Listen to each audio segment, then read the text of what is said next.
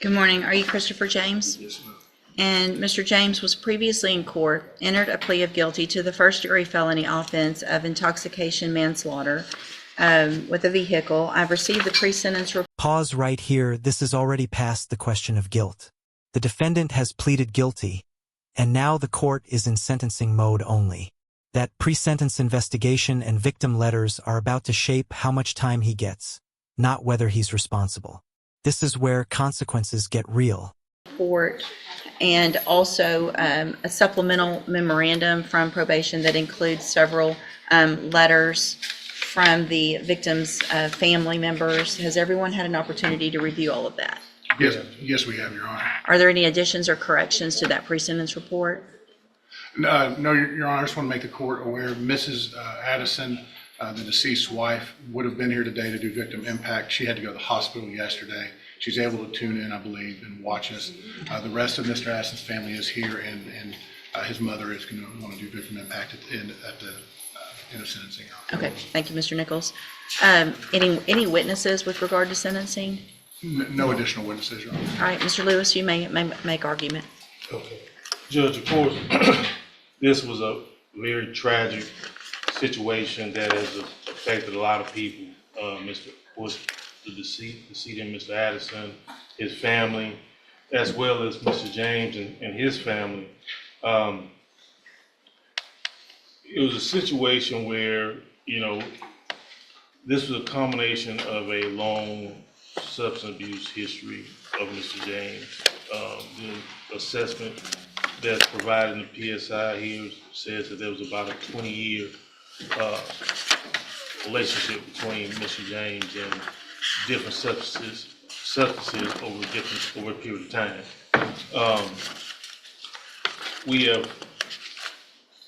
The one thing I can say is that once Mr. James went through this situation with this accident, he has been doing everything he can to try. This is a classic mitigation strategy.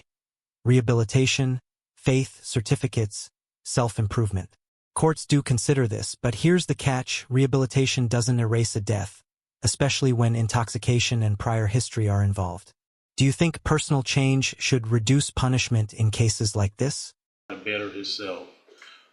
He has got his high school diploma. He's was baptized and has definitely changed his ways and going to his faith and continuing in that regard. He's also got some different certifications that he was able to receive dealing with OSHA. I think it was Men's University, things of that nature to try to better himself, Judge.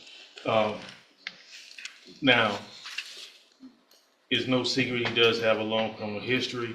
That even included dealing with PCP, which is the same substance that was involved in this accident. And as well as, other serious offenses. I do want to address something as far as, I know there's some situations here dealing with the jail instances, and I know how the court proceeds or looks at the situation here dealing with those. Mr. James, if you look at these situations, majority of them did come from situations involving him and other inmates, as far as any type of fight or anything like that, which unfortunately some things he can't avoid. But as far as anything dealing with being disrespectful or anything towards jail employees or things of that nature, there's one situation I think that they were talking about that it wasn't an actual write-up, but it was notated. He has been a trustee over there for a period of time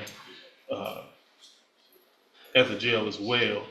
Now, I do want to point out that, of course, some of those situations that Mr. James was able to do to better himself, of course, could definitely increase his earning potential as far as what he has as far as his job situation. He does have significant family support. His brother is here today in the courtroom, who in any way is there to try to help him, including helping secure employment. My understanding is the plan, once he is able to be released, is for him to be moved to Houston, Harris County area, to be close to his brother, to help him with everything over there. Now PSI did have a recommendation for his different vehicles that support that's available to him through the probation department. What I will say is that everything that has been recommended, he definitely needs and will be better for him. We are not, and ourselves are not asking for a specific number or anything like that.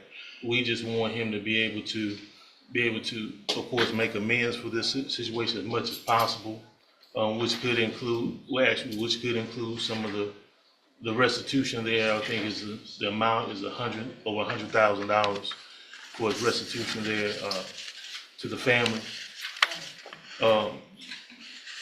Now, like I said, he has made a plan to try to better himself. He has a family that supports him. He is doing everything he can. He understands that this was a tragic accident, but one he was definitely responsible for. And what we're asking for is much leniency. Notice what's happening here. The defense is focused on forward-looking hope. But sentencing courts also look backward.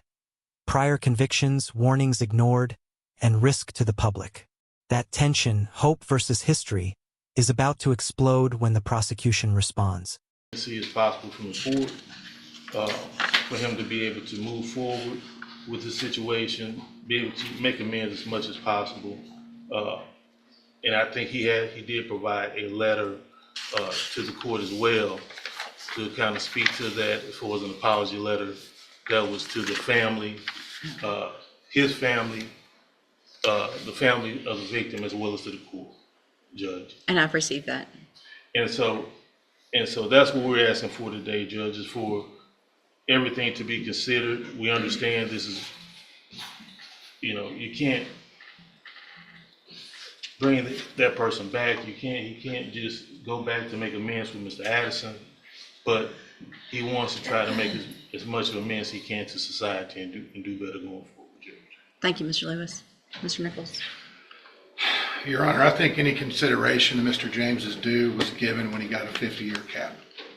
I have no hesitation asking the court to exercise the full 50 years. This case is one of the worst intoxication manslaughters. It's on video where he plows into Mr. Addison, who's at a stoplight on a motorcycle, and while trying to get away, runs over him and the motorcycle again. It's horrific, Your Honor.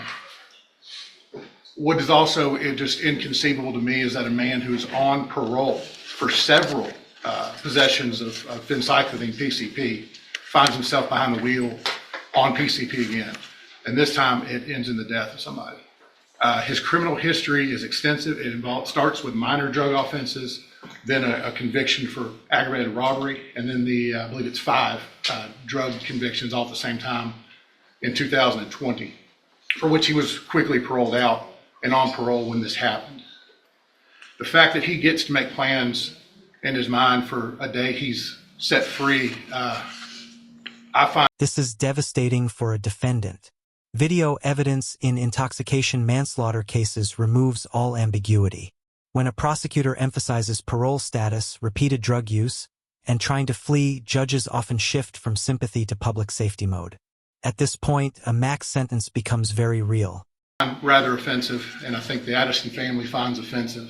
They lost a son, a brother, a husband. There's nothing we can do in this courtroom makes that better. And sometimes the justice system is a poor substitute for what people lost.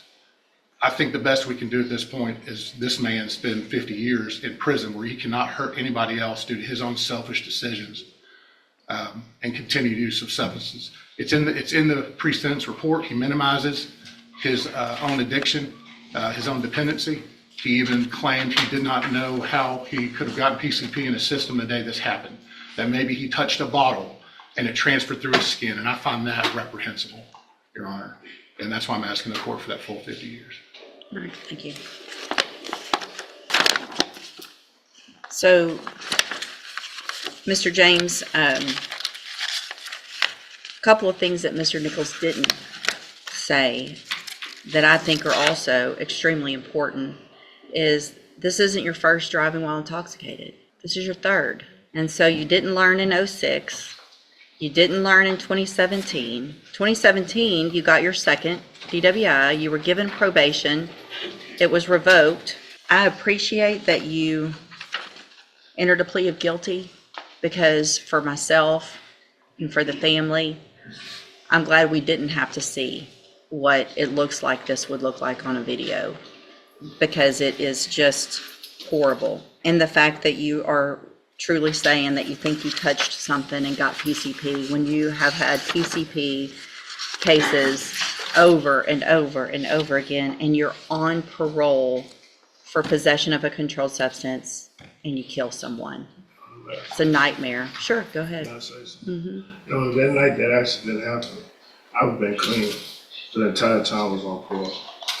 Okay, I stopped off at a friend's house and gave him some advice about what he was doing. And during that time, I did contact a bottle of his. You know, I was not high at that time at all. It was in your system. That explanation. Courts hear versions of this all the time, and they almost never buy it, especially with a long PCP history. Toxicology doesn't care about intent. It only cares what was in your system. This moment likely sealed the outcome. Do you think the judge had any reason to believe him? Yes, ma'am. If you know how I fight you.